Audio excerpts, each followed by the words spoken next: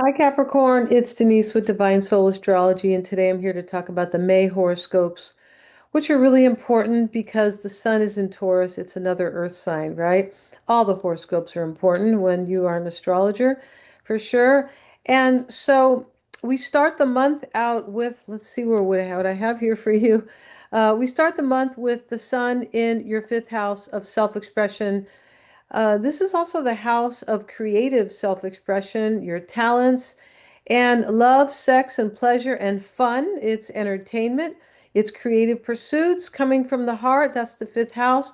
And also children, the teaching of children as well, right? That is the fifth house. So what we have here, Capricorn, the sun is conjoined with Mercury on May 14th, right? So on the 2nd, the Mercury enters Taurus. That is today. So Mercury is our thinking, and it is entering Taurus, your fifth house of creative self-pursuits. You might have a lot of ideas in the month of the ideas of how to express yourself or creative pursuits. That could be the case. You could be thinking about love and, and those romantic love and things like that, or having fun even when the sun is in your fifth house, right? The sun represents life, but the sun also represents our sense of self. Yeah. So the sun is conjoined with Mercury on the 14th, and Mercury, as I said, represents our thinking. The sun with Mercury, that conjunction could be showing you something about yourself. Mercury wants us to be smart or understand, and the sun represents life, as I said, and our sense of self. And so this could be something about your talents, your personal agency, how you kind of run your life, right? And how you shine. It can be about your ideas, your plans and goals, possible, but also your finances and your well-being. Yeah, for sure. Mercury can represent our ideas, right? It's our mind, right? Our thinking. And Uranus is in your sixth house of, it has moved into your sixth house. I have a whole video on that, right? Explaining that, but Uranus will be there for 7 years. So it could be a 7 year, a big change. Uranus is bringing change, whether we like it or not. Uranus wants us to grow and basically to innovate and step into our power, but our authentic power and liberate us from things that no longer kind of serve us, things that have died, things that are outdated, things that don't bring any type of progress or innovation. That's Uranus. So Uranus has already moved into your sixth house of work, health, daily obligations, and obstacles. So that could be changing your daily life, possibly. I talk about that in the video.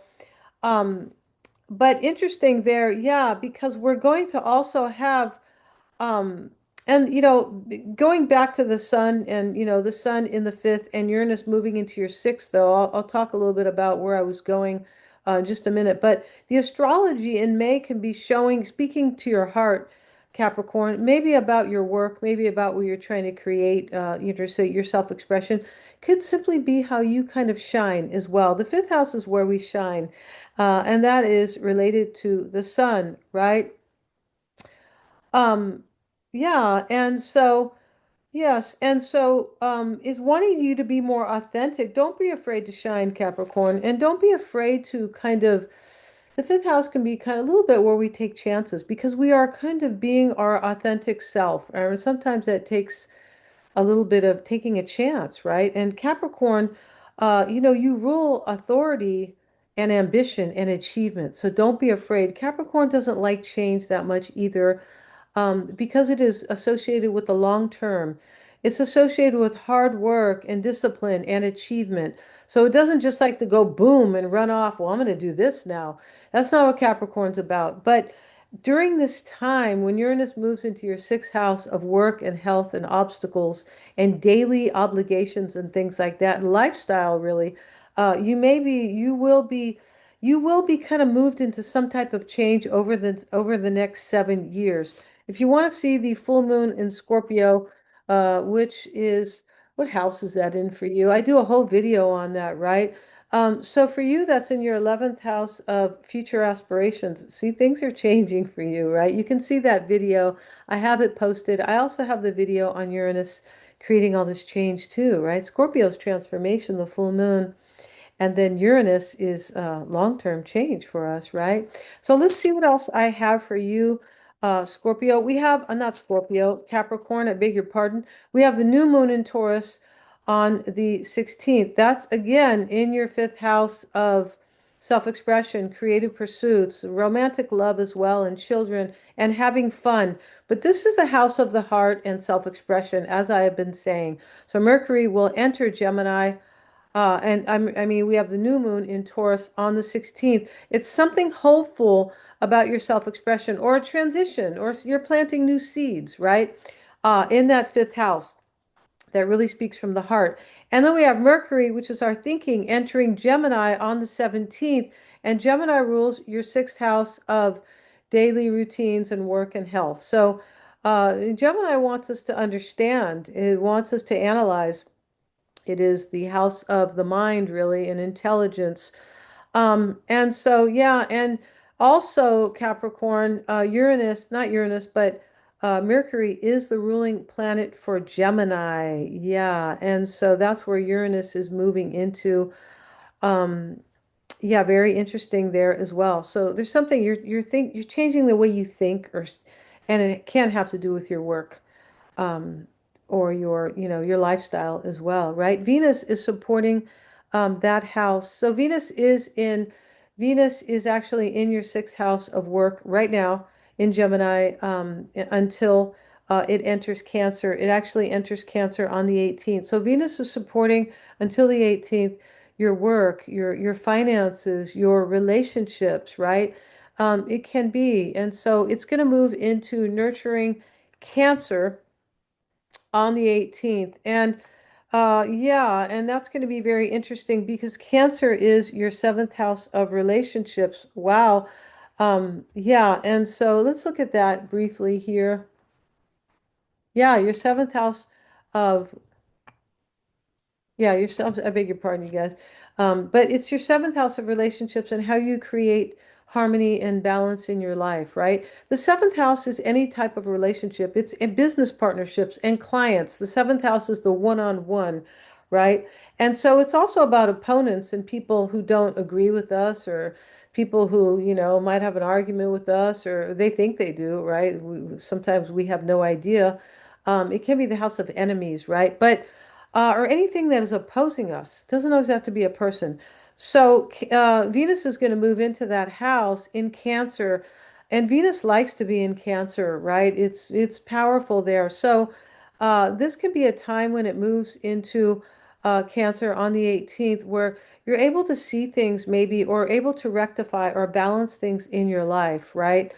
And that will be your seventh house, as I said, of relationships. Very cool. It can be about business as well, but Venus is supporting your money there, or your well-being. Okay, so look for that. I feel like that's going to be a good thing. And then and Venus is ruling your fifth house of self-expression and talents, also your house of career, Capricorn. So this is going to be, helpful for you. I believe it is. It's going to be supporting you, right? We also have your natal Saturn. It's in Aries, right? And it's been there for a while. It's going to be there for a while, right? For the next, I don't know, year and a half or so, like that. Aries happens to be I believe, your fourth house. I'm going to look at this. Yeah, it's your fourth house of home and family, but it's also your fourth house of emotional foundation. Yeah, interesting there. But that trine will be triggering a very personal change, a rebirth, if you will. Yeah, I believe it's going to do that for you, which would be something good, right? The sun enters Gemini on May 20th. Remember, Gemini rules your sixth house of work and daily obligations, daily responsibilities, even obstacles. Your sixth house of like practical affairs and your work and your health. I said work, right? I'll do a separate video on that. Yeah, and then on the 31st, we have the full moon in Sagittarius. That will be very interesting for you, Capricorn, because Sagittarius rules your 12th house, is your 12th house, or yeah, is your 12th house of, rules your 12th house of endings and release. And the full moon is always associated with endings and culminations and also new beginnings. So yeah, and that full moon in your 12th house um, will also have to do with Gemini because it's the opposite sign. The sun is always part of the full moon because it's always opposing, right? The full moon. But that will also be affecting your house of work. That full moon in Sagittarius will be affecting your work, your health, and your daily routines. All right. So let's look out for that. That's going to be an interesting video. Thank you so much for joining me here. If you want to see the full moon in Scorpio, which was yesterday, and then I also have uploaded Uranus moving into Gemini for you, which is your sixth house of work. So you can't get away from it. All right. So that's the theme kind of for you, Capricorn. So thanks so much for joining me here. If you'd like a reading with me based on your own chart, which is very so enlightening and so empowering. Yeah, and I discuss everything, trauma, inherited trauma. We all have it. I discuss your talents, and it also, shows you so much that I don't have time to talk about it here. But it shows you the tools, gives you the tools to overcome anything, any slight that has kind of been kind of holding you back. Because the chart can really help you live a better life. It can. There's even another astrologer here on YouTube that talks about that. I mean, that's kind of the name of his, his channel, right? So thank you so much for joining me here, you guys, and please like, share, and subscribe. It's really helping me to get to the next level. And I will see you. Hit the bell, Capricorn, so you can be notified of my next upload. And the camera seems to be trying to keep me here in the centered, right? And I'll see you in the next video. Thanks so much, Capricorn, for joining me here today.